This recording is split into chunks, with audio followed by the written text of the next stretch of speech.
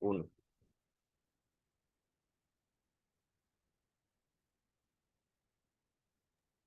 ¿Listo? Bueno, muy buenas noches. Bienvenidos a, a este espacio de interacción y de conocimiento, aprendizaje. Hoy hablaremos de los dispositivos de medición y algunos límites máximos permisibles o tiempos máximos de exposición a lo que puede estar expuesto un trabajador en sus diferentes escenarios laborales. Nos acompaña Geraldine Flores y quien les habla Isasi Gutiérrez. Ambos, pues, afortunadamente trabajamos en el sector salud y consideramos algunos aspectos importantes, eh, en algunos contaminantes, como lo es el ruido, temperatura, iluminación, sustancias químicas y radiaciones ionizantes. Buenas noches, Geraldine. Hola, buenas noches. Dar la bienvenida a todos los que están acá, a los que nos están escuchando, y bueno, hacer de este un espacio de interacción y de participación. Así es, muchísimas gracias, Geraldine. Bueno, te quiero contar, quiero empezar con el tema del ruido. Interesante tema, porque no solamente el ruido, en nuestro caso, es percibido por máquinas de impacto, máquinas de vibración, sino que para nuestro sector, Geraldine, eh, están los equipos de cómputo, el hablar, los equipos de monitoreo, los equipos radiológicos inclusive. Entonces, en las IPS y centros de salud hay exposición a ruido. Y me parece interesante lo que dice la Organización Mundial de la Salud respecto al tema del ruido. Define el ruido como cualquier sonido superior a 65 decibeles, siendo decibeles pues la unidad de medida del ruido. En concreto, dicho ruido se vuelve dañino si supera los 75 decibeles. Quiere decir que ya ahí estamos hablando de un límite tolerable permisible a mi sistema auditivo, que en consecuencia, obviamente, a un tiempo de exposición sobre ese decibel, estaríamos ya hablando de una perturbación frente a mi sistema nervioso, que es el que al final también termina complicándose después de mi sistema auditivo, que es el que recepciona la onda sonora del ruido. Interesante porque el sonido también tiene unas variaciones de presiones. ¿Por qué? Porque hay sonidos que se dan en cabinas, sonidos que se dan en la parte ambiental. Entonces, depende el lugar donde el sonido se propague o se genere, así va a ser también la propagación del mismo, generando obviamente impactos diferentes. Muchas veces cuando es en sitios muy cerrados, se genera el sonido y también se generan vibraciones. Sin embargo, no es nuestro objeto de estudio porque en nuestros espacios laborales, en los centros de salud, no se divisa este, este contaminante como tal, como lo describe. Sin embargo, también tenemos que decir, Geraldine, eh, en todos los aspectos de nuestra vida laboral tenemos contacto con el ruido, como empacadores, como soldador, como conductores de vehículos, como supervisores y como mecánicos. Y como decía ahorita, no solamente estos aspectos son importantes, que son algunos sectores industriales, comerciales, manufactureros, mineros inclusive, sino que en nuestro sector como tal también se produce ruido. Pero quería también citar, porque no solamente para aquellos, que están conectados y nos están viendo en estos momentos, pues pueden también verse identificado con estos sectores económicos. Según la resolución 1792 de 1990, es establecer unos parámetros, unos valores límites permisibles para estar expuesto al ruido cuando yo hago una labor para una empresa. En este caso, tendríamos que decir que para 8 horas yo podría estar expuesto a 85 decibeles. Esto lo dice la normatividad vigente en Colombia. Pareciera contradictorio con lo que dice ahorita la OMS, pero la OMS lo dice a nivel internacional. Este tema es ya un poco más aterrizado a nivel nacional. Entonces me dice que para espacios, obviamente, laborales, 8 horas puedo estar expuesto a 85 decibeles, 4 horas 90 decibeles, 2 horas puede estar expuesto a 95 decibeles y 7,5 alcanzar hasta 115 decibeles. Pero esto me parece interesante, Geraldine, porque no conocer. saber el tiempo de exposición al que yo estoy frente al ruido, ¿a qué me va a llevar? Claro, a enfermedades, a desórdenes a nivel sistema nervioso, pérdida de la audición. Entonces, en refinidas cuentas, lo que me está diciendo a mí este contexto, esta presentación que estamos diciendo, es que nosotros como seres humanos, ustedes como trabajadores, tienen que tener claro cuántos decibeles se están produciendo en cada uno de sus escenarios laborales. Porque es que esto es lo que determina si yo como tal estoy expuesto a un agente contaminante que me está ocasionando un daño o me va a ocasionar un daño a mediano y a largo plazo. Se identificó también, que pareció interesante, contarte y contarles a todos que la resolución 0627 del 2006 estableció algunos límites permisibles de emisión de ruido. Y se dice que, encontré esto tan interesante, que para el sector en el que estamos nosotros, que es el sector de salud, hospitales, en el día hay, mis límites permisibles son de 55 decibeles y en la noche baja solamente 5 decibeles de ruido. Entonces, Geraldine, creo que si no hubiera normas en Colombia, pues esto sería realmente un agente como tal contaminante y hoy tuviéramos realmente muchas más personas incapacitadas, con discopatías, inclusive los coordinadores de sistemas de gestión implementando sistemas de vigilancia epidemiológica para ruido, porque esto sería una locura. ¿Te puedes imaginar las cosas cuando no están normatizados? Pues se saldría de las manos realmente. Importante también, la primera tabla que te contaba es que son límites permisibles en espacios, en oficinas, por decir, en un consultorio, en una sala de atención al usuario, en una recepción. Ahí era la tabla que te explicaba anteriormente. Sin embargo, estos ruidos ambientales ya son más en espacios abiertos, espacios donde el ruido se propaga más fácilmente y las ondas sonoras no son tan dañinas porque el oído no los percibe, pues, a gran impacto, por así decirlo. Entonces me dice que para el día puedo realmente estar expuesto a 55 decibeles y por la noche a 45 decibeles.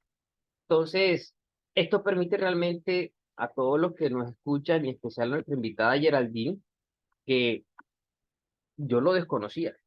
No sé si tú lo sabías, pero bueno, al final me cuentas si sabías o no. Finalmente, eh, si bien es cierto, determinamos que hay un agente contaminante en los espacios laborales, también tendríamos que decir que para yo saber a qué estoy expuesto y cuál es mi decibel de ruido al que yo estoy expuesto, existen y por ende los empleadores están en la obligación de hacer estudios ambientales con un sonómetro, obviamente para abarcar ruidos en el ambiente y el dosímetro ya específicamente es para establecer qué cantidad de, de ruido dado en hertz, porque el hertz es la unidad del sonido le está llegando a ese oído y qué tanto me puede perturbar o dañar en función del tiempo a un trabajador que se encuentra expuesto a 85 decibeles. Recordemos que 85 decibeles, ¿por qué? Porque es el límite permitido dentro de las 8 horas. No se puede pasar de ahí. Entonces, ¿qué me dice la resolución 2400 en el artículo 89? Dice, en donde la intensidad del ruido sobrepase el nivel máximo permisible, será necesario efectuar un estudio ambiental por medio de instrumentos que determinen el nivel de presión sonora y las frecuencias. Entonces, creo que hasta aquí, pues hemos determinado que el nivel de ruido no lo marco yo, no lo percibo yo, porque yo puedo escuchar ruidos que son muy perturbadores, otros que son armónicos, pero cuando ya te acercas mucho más a la fuente que produce el ruido, se va haciendo más perturbador. Si está el ruido cabinado, se va haciendo más perturbador. Entonces, el daño va a ser en el menos tiempo. Me Eh, encantaría, qué pena. Sí, Aportando algo a lo que comentas, desde mi experiencia en el ámbito personal, pues trabajo en línea de frente en una IPS y hay momentos en los que el ruido del televisor de la sala de espera, los pacientes todos comentando, usan dispositivos móviles, todos quieren ser atendidos al mismo así tiempo, es. a veces llevan niños como acompañantes. Es tan perturbador la situación que llegué a decir en algún momento, siento que voy a colapsar. O sea, era desesperante. Es desesperante y uno termina en el día perturbado con dolor de cabeza. Dice la resolución 24.0079, su artículo 92, parágrafo 1, en las oficinas y lugares de trabajo donde predomine la labor intelectual, los niveles sonoros ruidos no podrán ser mayores de 70 decibeles. O sea que ya hay algo que nos está especificando que para nosotros ya no es esos 85 decibeles que decía la norma como tema, como límite permisible. Ya me dice que son 70 que yo puedo tolerar en este caso. O sea, tú que estás, que te perturbas todos los días, que el televisor, que el niño, que el paciente que llega, que grita 70 decibeles. Y por lo que he consultado, solamente cuando uno habla como persona, estás hablando a unos 40 a 45 decibeles. Entonces, yo solo, pero hablando 5 o 6 personas, pues terminarás perturbada todo el día. Finalmente, el ruido afecta, genera vértigos, pérdida de equilibrio, temblores en las manos, trastornos cardíacos, reacciones digestivas que no son normales, trastornos respiratorios, irritabilidad, acúfenos y nerviosismos. Entonces, una de las determinantes y algunas sugerencias que me entrega la resolución 2400 es que para poder mitigar este agente contaminante, debo entregar a mis empleados elementos de protección personal. Y te digo algo, eso que vemos ahí en pantalla, Geraldine, cada elemento de protección personal es específico, porque cada uno baja un decibel diferente. Lo baja desde 20, 15, 18 y algunos bajan hasta 35 decibeles. Depende del tipo de protección. En el caso, en los elementos de protección tipo copa, la frecuencia del ruido la bajan con más intensidad. Bueno, ahora te dejo a ti. Bienvenida. Cuéntame. Muchísimas gracias. Bueno, otro de los ríos perdón, otro de los agentes que encontramos en nuestro sector como agentes contaminantes es el tema de las temperaturas, teniendo en cuenta que la temperatura es una magnitud en la que podemos medir si estamos expuestos a mucho frío o a mucho calor. En su defecto, si estamos en un clima de una temperatura tibia. Estas pueden ser medidas por medio de termómetros. Bueno, pero ¿por qué es importante tenerlo en cuenta? Vamos a hablar pues de nuestro entorno, la ciudad en la que vivimos que es bastante cálida. Sería imposible trabajar 8 horas al día expuestas a las temperaturas exageradas de calor a la que estamos y teniendo en cuenta pues que los usuarios que llegan a recibir la atención, cuando hablan, cuando caminan, cuando el simple hecho de estar allí va a generar pues que la temperatura aumente y por ende vamos a sentir mucho calor. Pero ¿por qué será tan importante tener en cuenta esto? ¿Será que realmente se puede trabajar teniendo calor, fatiga? Eh, si me colaboras con la siguiente diapositiva, ¿qué puede ocasionarnos o qué nos puede llevar sentir pues estar expuestos a una temperatura por encima de lo aceptado, de lo tolerable? ¿Qué quiere decir? O pues la norma nos indica que está por encima de los 23 grados centígrados, es una temperatura ambiente que nos va a producir calor. Estas nos pueden ayudar, nos pueden inducir o llevar a tener demasiado estrés, a generar ansiedad en algún momento, irritabilidad, que nuestro tono de voz sea demasiado elevado y podemos hacer sentir a la otra persona que estamos agrediéndola cuando realmente no es así. Entonces debemos tener mucho cuidado con el tema de las temperaturas. Por eso es que la mayoría de los lugares en los que laboramos en el sector salud, sobre todo línea de frente, existen los aires acondicionados. Y muy importante en nuestro sector, hablando de ya en la atención como tal del paciente o la conservación de ciertos medicamentos, de ciertas sustancias, deben estar a algunas temperaturas, en este caso no son cálidas, es el caso contrario, deben estar a unas temperaturas muy bajas porque debe ser muy frío para preservar su vida útil, el tiempo de duración, la efectividad del mismo. Entonces sí es muy importante que se tenga en cuenta eh, este agente, porque si nos vamos a los extremos, o muy cálido o muy frío, podemos de una u otra manera distorsionar el proceso. Y algo importante o algo interesante, eh, cuando hablamos de las temperaturas pueden variar o sí, pueden variar de acuerdo a a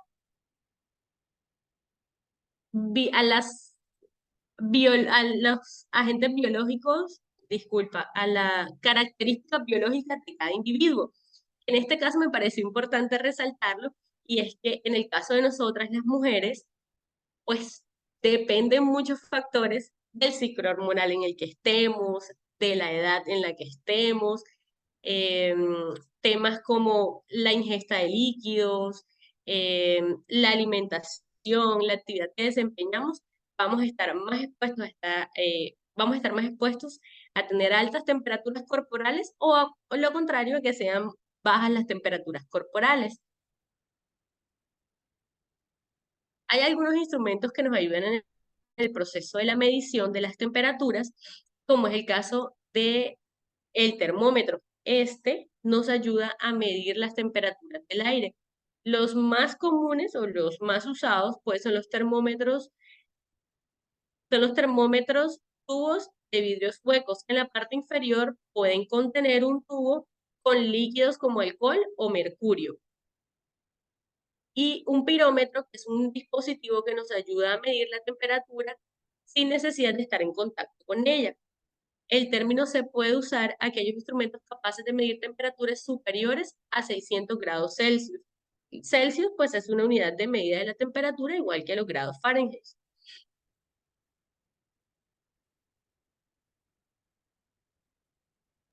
Bueno, Geraldine, interesante porque aprendí que hay factores que inciden en la temperatura en los ambientes de trabajo en los que nos desarrollamos nosotros y que de una u otra manera es importante establecer elementos de medida como el termómetro para saber a qué nivel de temperatura, frío o calor, se está exponiendo un trabajador.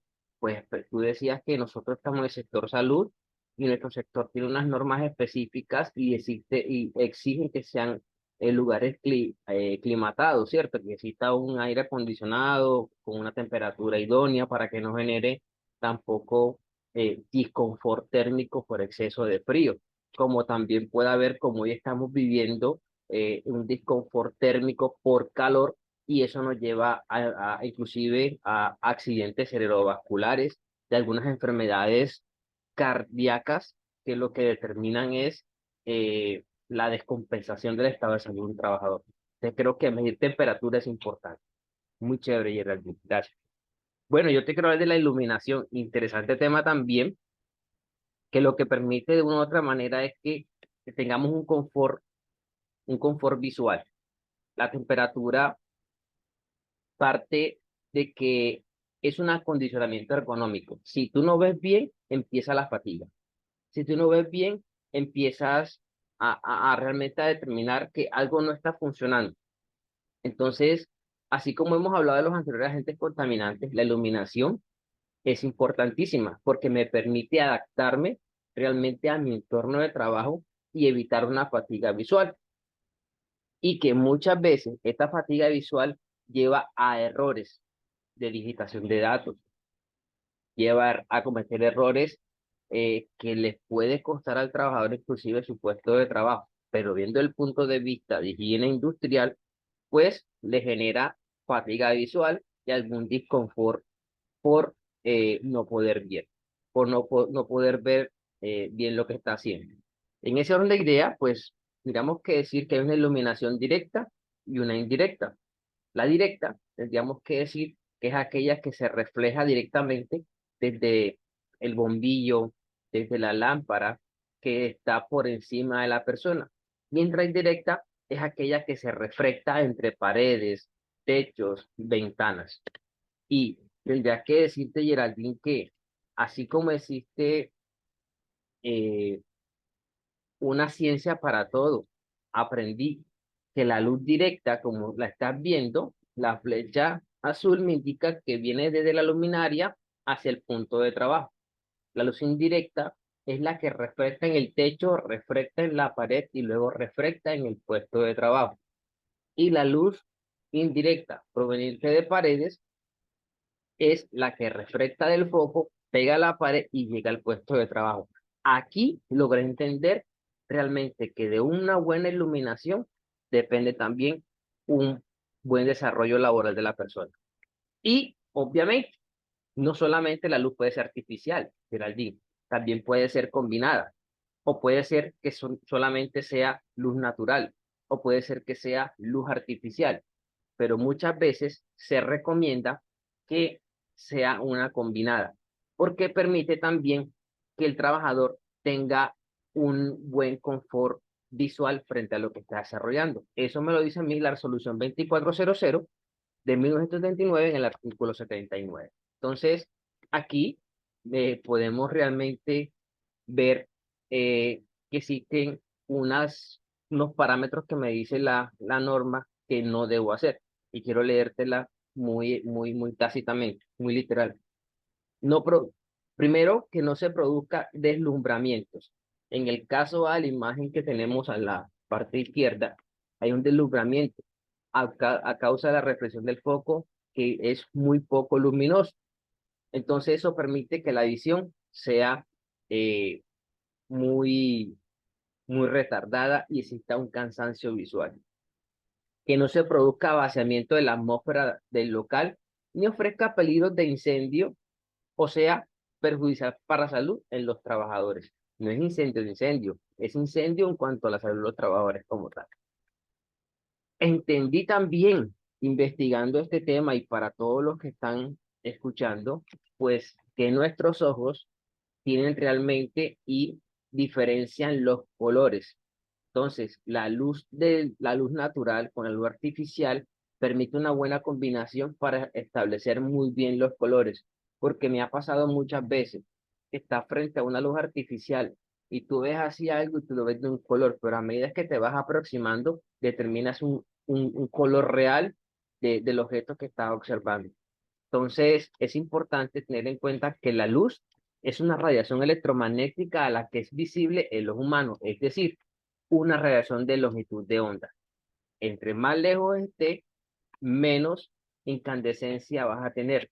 Entre más cerca estés, mayor incandescencia vas a obtener y vas a poder ver mejor los objetos. Entonces, también aprendí con esto y para todos los que me escuchan, que los bombillos tienen unos grados. Hay bombillos que solamente abren 10 grados, otros abren 25 grados y otros abren a 33 grados. ¿Qué quiere decir eso, Geraldine? Que yo puedo realmente configurar en mi puesto de trabajo lámparas, iluminación, combinándola de tal manera que ese bombillo sea de 10, de 20 o de 33, me termine una buena iluminación mediante estos, no llamemos algoritmos, pero algunos parámetros que me entrega la norma y los especialistas en higiene industrial que me determinan que para bombillos de 10 puedo usar esta, para bombillos de 20 puedo usar esta, para bombillos de 30 puedo usar esta. Sin embargo, es importante también entender que para poder ubicar la luminaria, ya sea bombillos, bombillas, bombillos de LED, que sean lámparas incandescentes, lámparas fluorescentes o lámparas de LED, se debe determinar la ubicación del puesto de trabajo, porque no solamente ubicar un puesto de trabajo con un computador y hágale, realmente hay que determinar que si necesita iluminación, tiene que ser de acuerdo a las características y a unos parámetros que me entrega la higiene industrial para evitar fatiga visual. ¿Cómo mido la iluminación? pues lo mido con un luxómetro. Quiero leerte la definición del luxómetro: aparato de lectura directa de la intensidad de iluminación, y la iluminación en este caso se mide en lux. En general, consta de una célula sensible a la luz, la cual al incidir sobre ella es capaz de establecer una corriente eléctrica en el circuito en el que forman parte. Un microamperímetro que lleva incorporado puede medir su intensidad, que es proporcional a la de la luz, y de esta forma obtener directamente el valor del lux. Entonces, un bombillo, una lámpara, o inclusive cuando tengo combinado, ese equipo determina si la lux que está en ese puesto de trabajo es el ideal para que él no tenga fatiga visual. Y el nivel de referencia o lo más de referencia está en el retilar. El retilar es el reglamento técnico de iluminación y alumbrado público, que de una u otra manera sirve también para aquellos espacios donde se elaboran de manera nocturna y diurna. Por ejemplo, estas empresas mineras que tienen vías internas dentro de sus empresas necesitan iluminación, porque no solamente en los puestos de trabajo, en las oficinas, también necesitamos que las vías internas de las empresas estén bien iluminadas. Y tenemos acá los parámetros para eh, los diferentes escenarios laborales. Tenemos oficinas, tenemos un nivel, en este caso mínimo de 300 lux, tenemos un medio de 500 y un máximo de 750, porque así como es perjudicial tener pocos lux para el puesto de trabajo, también es malo tener tanta incandescencia, porque finalmente también termina fatigando lo que llamamos el ojo, la córnea, lo va irritando.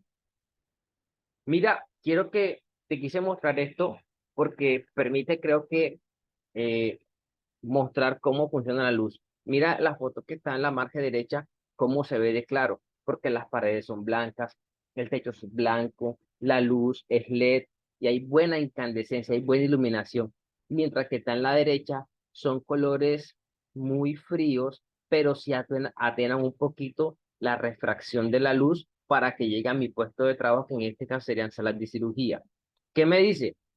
Para poder terminar unos buenos puestos de trabajo con buena iluminación, realizar estudio de iluminación en los puestos de trabajo, orientar adecuadamente los puestos de trabajo a las luminarias para evitar los deslumbramientos directos o reflejados.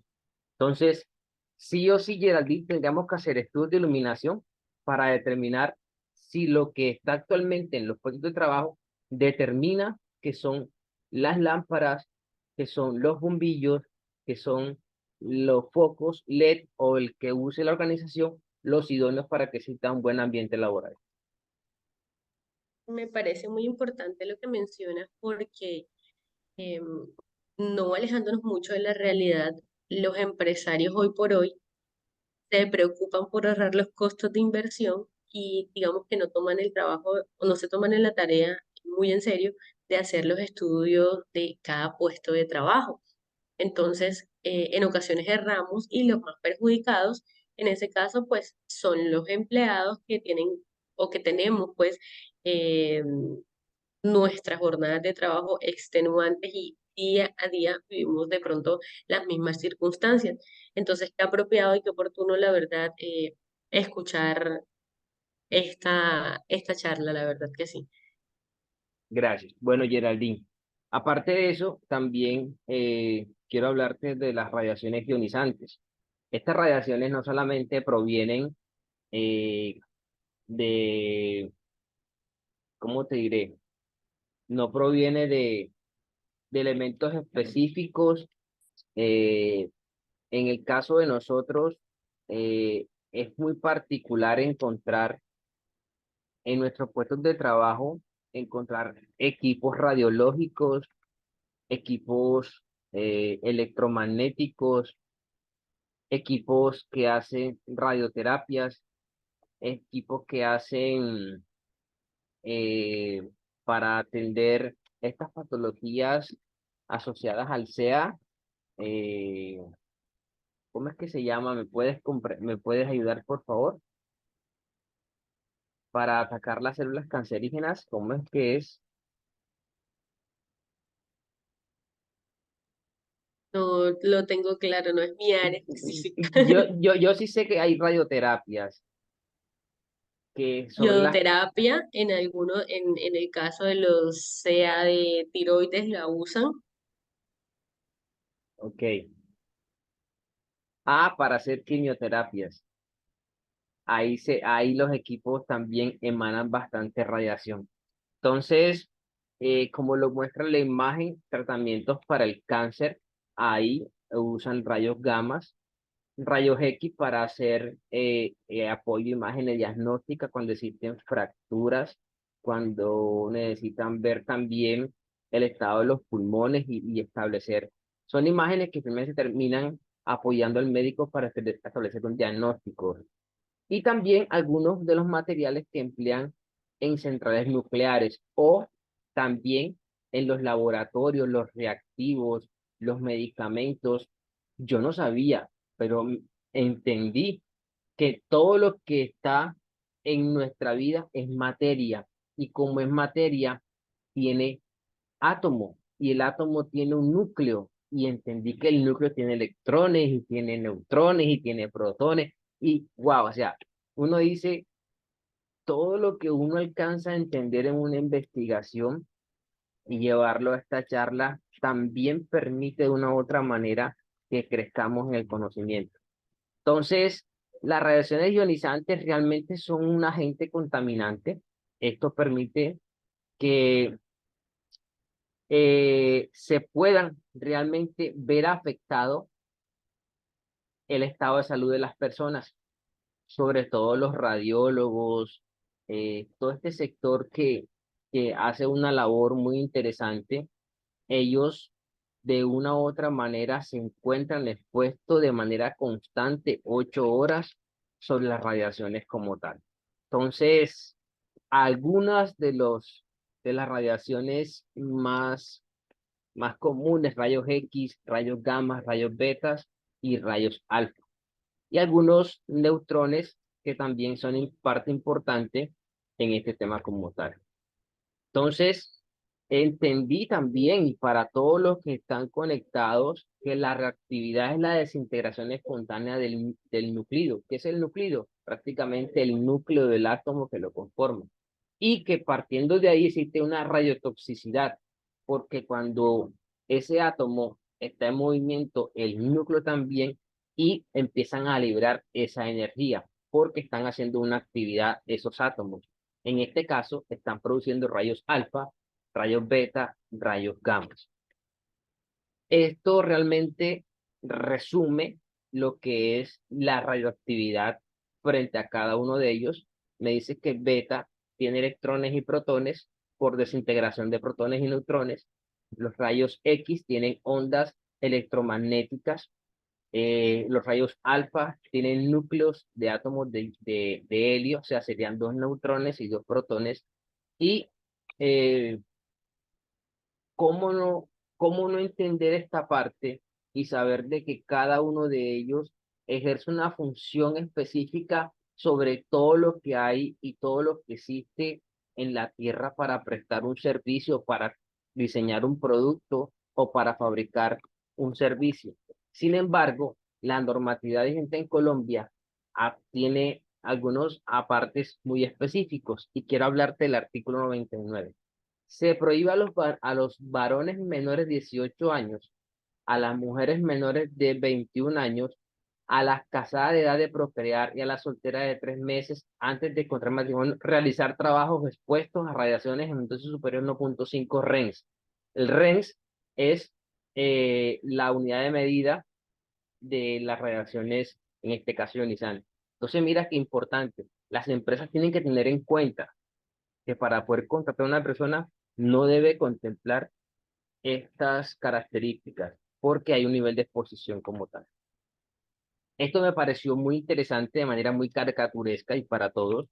Mira cómo los rayos alfa en la primera, eh, en el primer, en la primera defensa, ellos terminan desintegrándose, pero beta, gamma, los rayos X y la radiación neutrónica, mira hasta dónde van. La hoja del papel me para alfa, la lámina de aluminio me para a beta. La placa de plomo me para la radiación gamma y los X. Y el bloque de agua hormigón me para la radiación neutrónica. Entonces, esto es lo que permite a mí y a nosotros como futuros profesionales poder evidenciar en qué estructura están nuestros escenarios laborales para determinar que el espacio donde están los trabajadores cumple con el bloqueo de estas radiaciones como tal para que no genere futuras enfermedades. ¿Enfermedades como cuáles? Enfermedades como cáncer, enfermedades como aceleración de algunos daños a la médula, a la médula ósea como tal, y que eso lo que lleva es a que el trabajador como tal se le deteriore su estado de salud. Mirar cómo de la fuente afecta como tal y algunas variables importantes que me determina la receptividad que tiene el organismo frente a las radiaciones. Tenemos la tabla de valores límites permisibles para cada una de esas radiaciones y tenemos dosímetro de radiación alfa.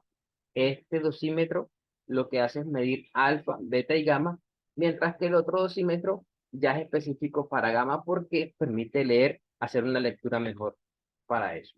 Bien, algunos aparte importantísimos para tener en cuenta y es lo que me dice, hay que aumentar la distancia entre el origen de la radiación y el personal expuesto. Y una segunda es que se deben instalar pantallas o escudos para la detección de radiaciones de manera oportuna y limitar el tiempo de exposición. Importante que exista una rotación del personal que hace esta labor. Ok, hablando de otro agente contaminante, son las sustancias químicas. Estas pueden definirse como aquel tipo de sustancias que pueden ocasionar de manera inmediata o la exposición prolongada de las mismas, quemaduras en la piel, efectos negativos a largo plazo, pueden ocasionar incendios o incluso explosiones. También se identifica que pueden ocasionar daños ambientales. La exposición a estos agentes puede provocar condiciones adversas a nuestra salud. Entre ellas se puede mencionar dolores de cabeza, dificultad para respirar, irritación a la piel y efectos secundarios que pueden llegar a ser más graves o duraderos. Algunos de estas sustancias son corrosivos, sensibilizantes, inflamables, cancerígenos. ¿Cómo podemos nosotros medir o evitar la exposición a este tipo de sustancias? Y es similar a la precaución que debemos tener en cualquiera de la exposición a los diferentes agentes, usando los elementos de protección personal, identificando cuáles son esas sustancias que nos pueden llevar a causar daño a nuestra integridad. Otro de los casos que podemos mencionar, o otra de las maneras en las que podemos nosotros, pues, evitar exponer a nuestros trabajadores o exponernos como trabajadores a este tipo de sustancias, es diseñar algunos protocolos